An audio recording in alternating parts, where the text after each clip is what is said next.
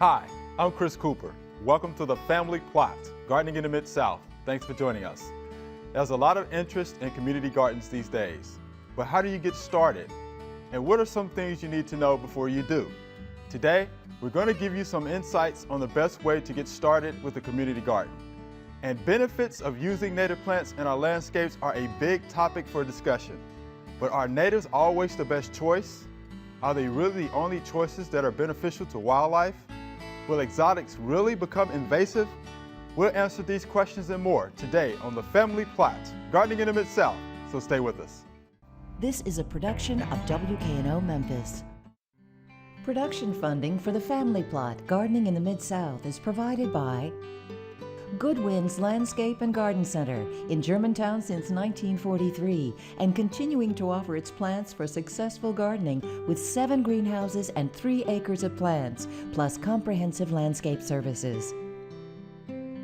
International Paper Foundation, the WKNO Production Fund, the WKNO Endowment Fund, and by viewers like you. Thank you.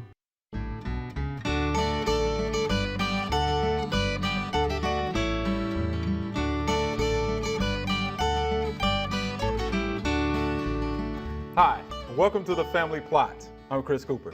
Joining me today is Carol Reese. Carol's the horticulture specialist with UT Extension. Joanne Waterman is here. Good morning. Joanne is a TSU Extension agent right here in Shelby County. Thank you, ladies, for joining me. Glad to do it. Thank you for having me. All right, Miss Carol, you ready to have this discussion? I am ready. Native plants, and you know how people feel about native plants. So, And I do too. I love them. all right, so let's do it. Okay. Okay. Well, you have a question you want to lead with? Yes. Or, okay. We're gonna go with this. All right. What are natives? Very good question, because a lot of times it can be a big vague term when we talk about anything native to the continent of North America, but of course it really cannot be taken to something as specific as native to our state, to a particular county in our state, to a particular soil type in that county, maybe only on the north side of the hill of that soil type in our county. Maybe Right. the only place that you actually find that in the wild. So if you're going to be truly native, you would only plant the plants that would have been found there in the wild. Right. So, but usually we get a little more general about it and talk about it. But then I like to, obscure the question Sure a little you bit do. further, I do. Sure you do. Because if you accept the premise that all the continents were once one and drifted apart over the years, and the plants evolved differently on different continents, Sure. but genetically, if you go back, they were all, at one time on one landmass. So, Right. or what if we consider the fact that the ice ages wiped out some of these plants, say on the North American continent? Ginkgo's a good example. Okay. Then it was rediscovered in Asia and brought back to North America. So is it now considered a restored native? Is it a non-native? I kind of think these are interesting questions Wow. to Yeah, this pose. can get pretty deep. I think a lot of times people don't put the aspect of time, Yeah. the vast eons of time, when we start talking about this. And also, is it only when man has introduced it that it's considered not native? How do we know? Yeah. Maybe some of these plants were introduced by birds long ago and are now native to the continent, but weren't before the advent of the European settler. Wow. Okay. Well, let's talk about invasives, because we hear that a lot. Okay. When we talk about privet and some other things. So let's define invasive, and is that always a bad thing? I'm not sure it is always a bad thing, but first, can I kind of establish my claim as Sure. I'm a greenie. I love the wild, I know you do. I tend to lean left on issues like this. But I think a lot of times, again, we're kind of condemning certain plants as a whole without considering whether their impact is really all good or all bad. And one I like to talk about, for example, is dandelion. And most people consider that a pernicious weed in the lawn and they want to get rid of it. But the truth is, if you're a wildlife advocate, it's really great. The little bees are on it early in the spring, one of the first things to bloom. The little finches, so often I see them eating the dandelion seeds. So is my yard a richer environment for the wildlife because of this invasive exotic? And I think it may be. It may be. And dandelion brought over European settlers. Right. Right. Yes. Okay. How about that? as were honeybees. Yes. And we could definitely consider them beneficial, don't we? Yes, we do. We need them. So at some point, when do we start considering some of these, excuse me, invasive plants actually beneficial to our environment? Because I think at some point in this disturbed environment, we have to say, maybe this plant's contributing more than it is taking away. Maybe it's a good thing. Okay. Definitely want to ask you this question. So are the statements often made about natives really true? You know what I mean? Are they easy to grow, easy to establish? Definitely not. You cannot make a general statement like that. Okay. Because I know a lot of us, and I ask the audience, how many of you in this room have killed our native dogwoods? You know, probably more than half. It's a very difficult tree to grow. It's got a lot of problems. Whereas a ginkgo, say from Asia, is pretty bulletproof. And I would bet on the ginkgo any day. If we plopped out a dogwood and a ginkgo side by side, probably the ginkgo is going to be the more likely to survive. So dogwoods require very specialized environments, as certain other natives do. So you always have to think about site specifics. The other argument they make a lot of times is, well, they're more adapted to the temperature extremes and the rainfall because they evolved here. But actually, a lot of these plants from Asia have identical climates because that corner of that continent, the southeast corner, is exactly the same as the southeast corner of the North American continent. Okay. So the climate events are so similar that actually the plants are already well adapted to that. Interesting. Okay. Well, insects really avoid the non-natives? That's another one I hear. You know, there's a famous book out there that says insects will not eat the exotics, therefore we're starving the birds. And if we're starving the birds, then we're starving all the other creatures that might feed on birds, and we've just basically messed up the whole food chain by planting these exotics. And it turns out that's not true, and we have proof right there in our parking lot at the experiment station in Jackson where I work. One of the favorite plants for the monarch caterpillar, and of course everybody loves our monarch butterflies, is a plant from South Africa. And it is a member of the butterfly weed family, the Asclepias. But it is not native, and they actually feed on it more than they do on our native butterfly weed. For one thing, it's generously producing foliage throughout the season. Okay. And so we do find we have a lot of monarchs. Last year we had so few monarchs, period, which is not our fault. It's a national problem. Okay. But we do find, and another example would be the pipevine swallowtail, which feeds on a pipevine relative in our parking lot, which is a South American native plant. So. Wow, South America, South Africa. Yeah. Okay. Let's get to this quickly. So what other exotics may prove to be beneficial? Well, oddly enough, because one of the ones we do consider to be a terrible weed, Japanese honeysuckle. Yeah. And it is a terrible weed, and I guess if I could wave a magic wand, I might make it go away. But according to the ornithologist at UT Martin, Dr. David Pitts, who recently wrote a book on the eastern bluebird, that is the #2 food for eastern bluebirds in the wintertime now. So I know we've all seen a great growth in the population of eastern bluebirds in the last few decades, and a lot of that is because we're putting out bluebird houses. But could it be that also they have this wonderful new food source through our winters? Now, their #1 food source is a great native. It's sumac, which you know I love. Okay. But their #2 food in his research, and he actually examined bluebird scat, was the Japanese honeysuckle. So maybe we're watching sort of evolution in action. You know, the bluebirds are increasing because of the introduction of this invasive exotic. All right. That's pretty good. Yeah. All right. Very, very interesting. We thank you for that information. Glad to do it. All right. There are a number of gardening events going on in the next couple of weeks. Here are just a few that might interest you.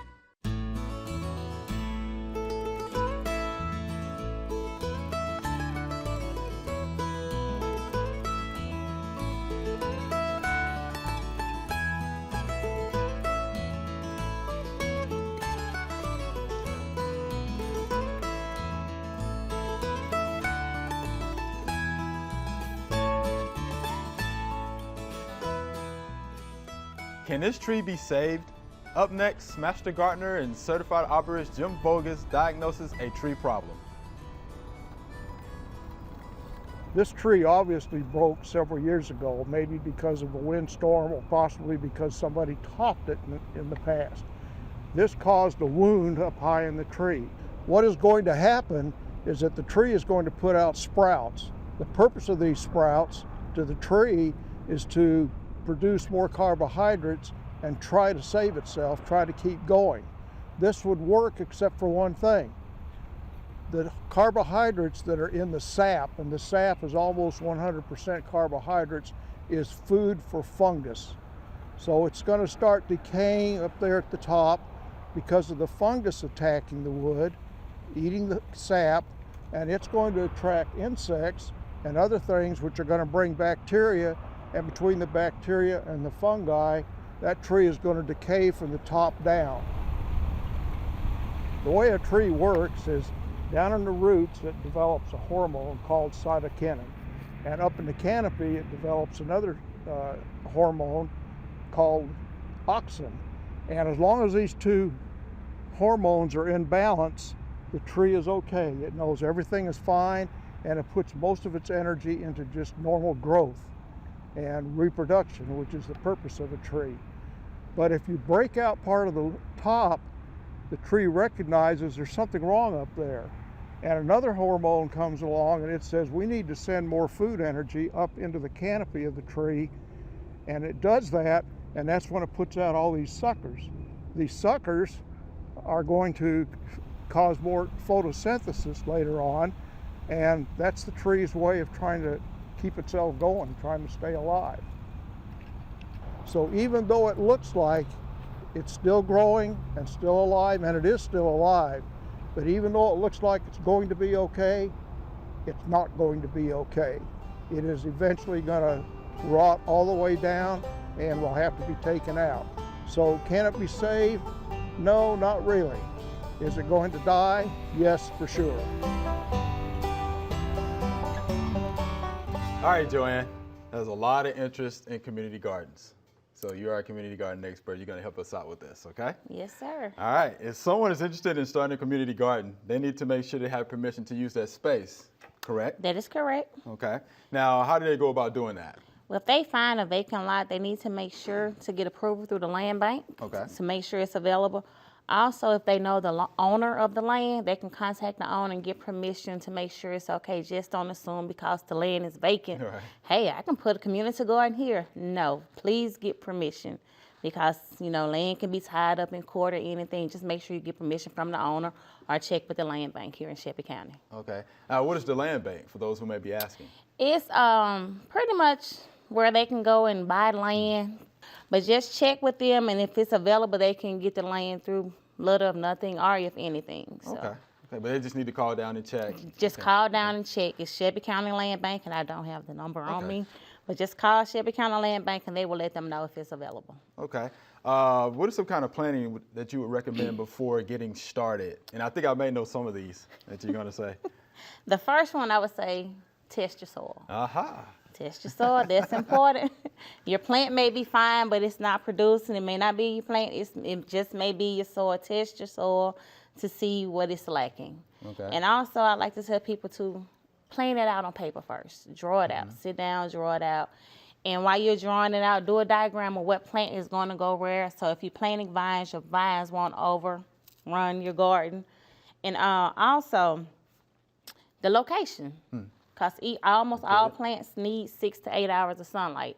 So if you're going to put it in a location where you have shade trees blocking your sun, that's a no-no. So make sure you get 6 to 8 hours of sunlight for that. And also, make sure you can get water to your site.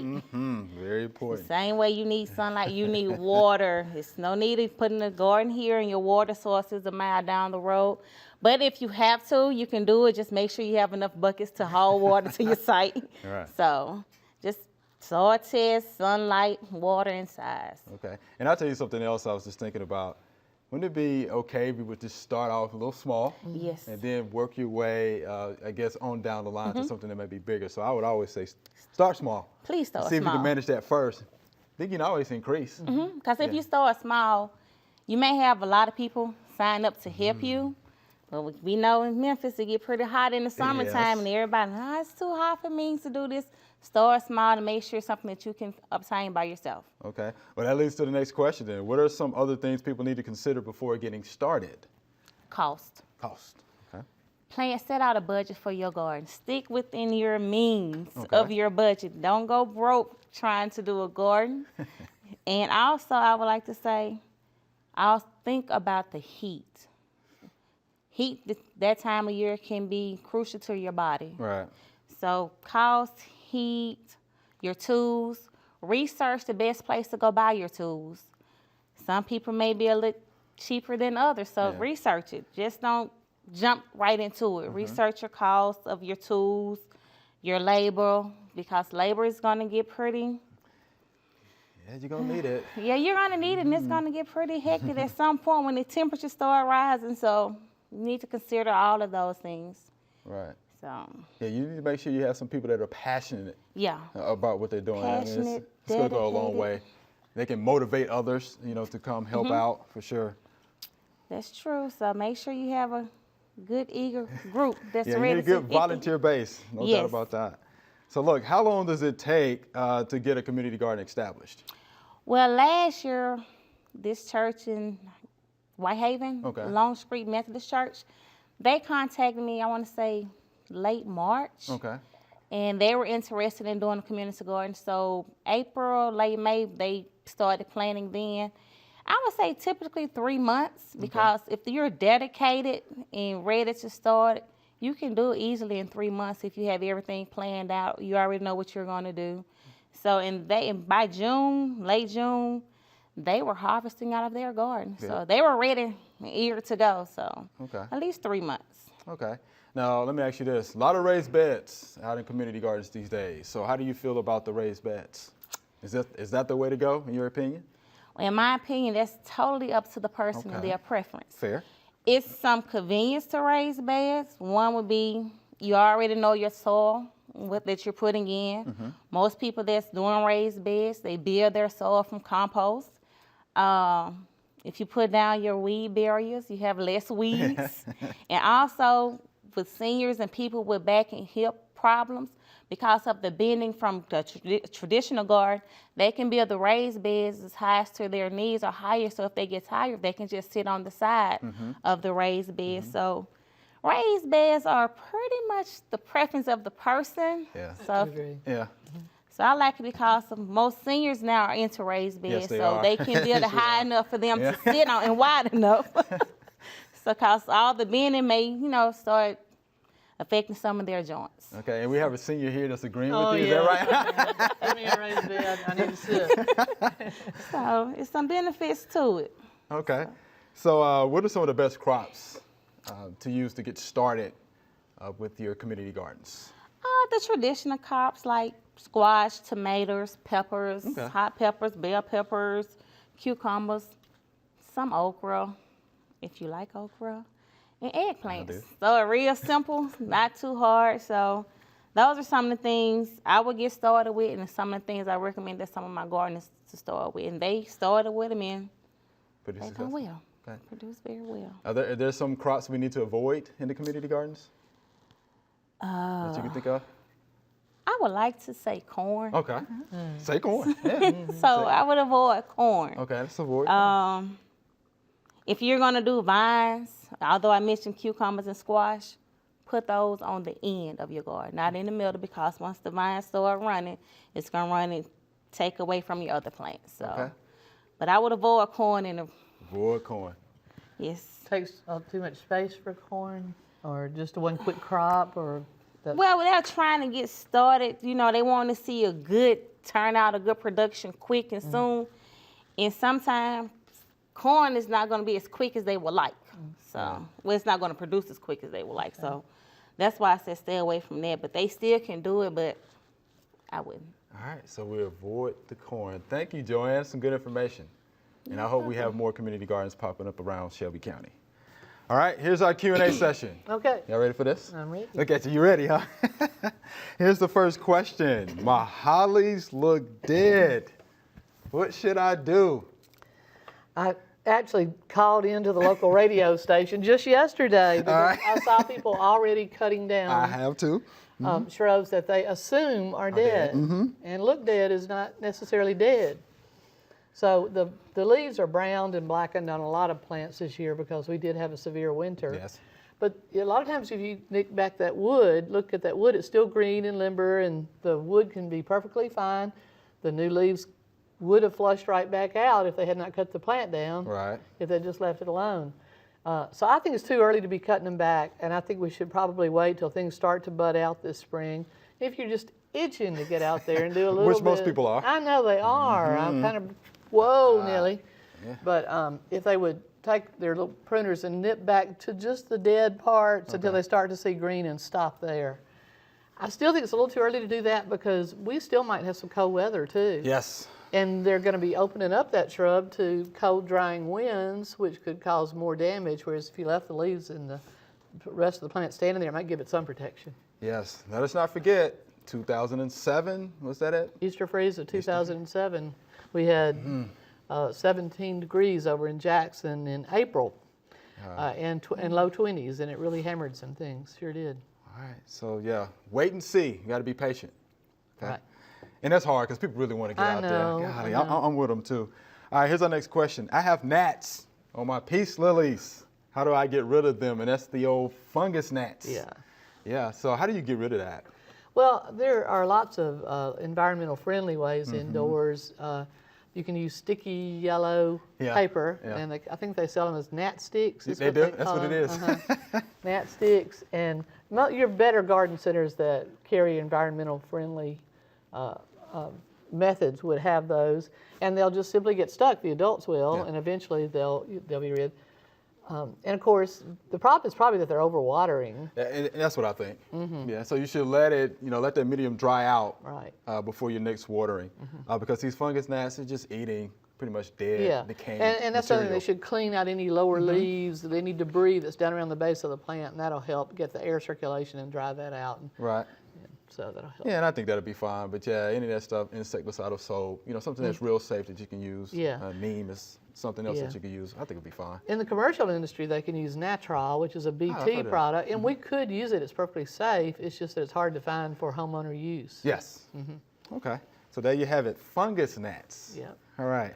Here's our third question. When is it time to cut back my butterfly bush? Oh, people are anxious. I know. They're anxious. I think it's pretty close to time, because I don't think we're going to have to worry about it flushing out until we get a little bit warmer. Okay. So if you're ready to get out there and do some pruning, I'd say now. I'd say anytime between now and, usually our average last frost is 1st of April, or in Memphis it is, and in my area it's April 15th.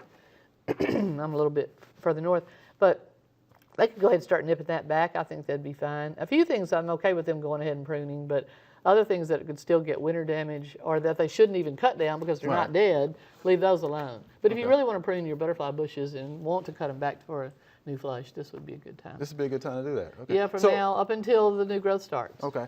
When do they flower? Let's put that Well, out they there. begin flowering in early summer, and the good thing about cutting back butterfly bush is it forces out new growth, and they do flower on the new growth. So usually by cutting them back, you're going to create a fuller shrub with more flowers on it. Okay. And it's good to cut it back too, because I've seen some that were not, cut back. They're long and lanky looking, very unattractive. Yeah. All right. So you can do that now. Yes. All right. Here's our next question. Is it time to cut back my monkey grass?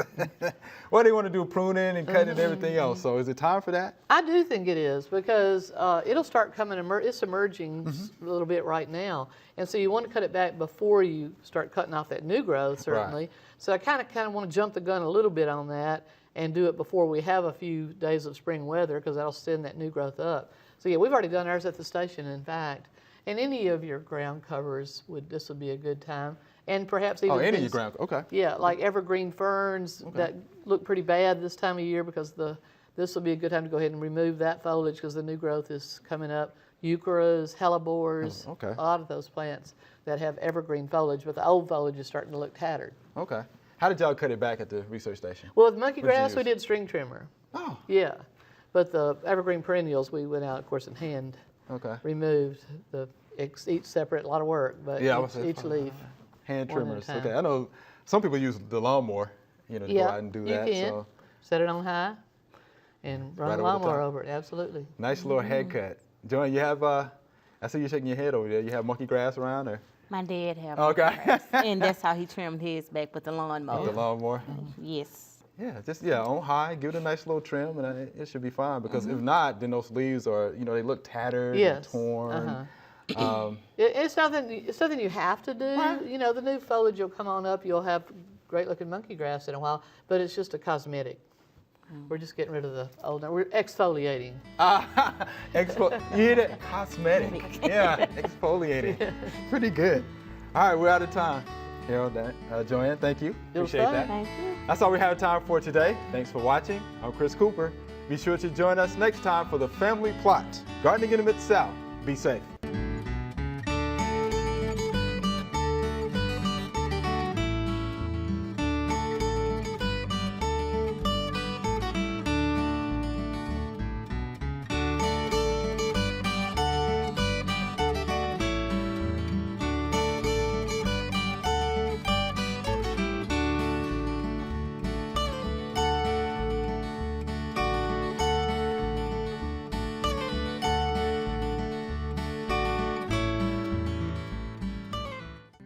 Production funding for the Family Plot, Gardening in the Mid-South is provided by Good Winds Landscape and Garden Center in Germantown since 1943 and continuing to offer its plants for successful gardening with 7 greenhouses and 3 acres of plants, plus comprehensive landscape services. International Paper Foundation, the WKNO Production Fund, the WKNO Endowment Fund, and by viewers like you. Thank you.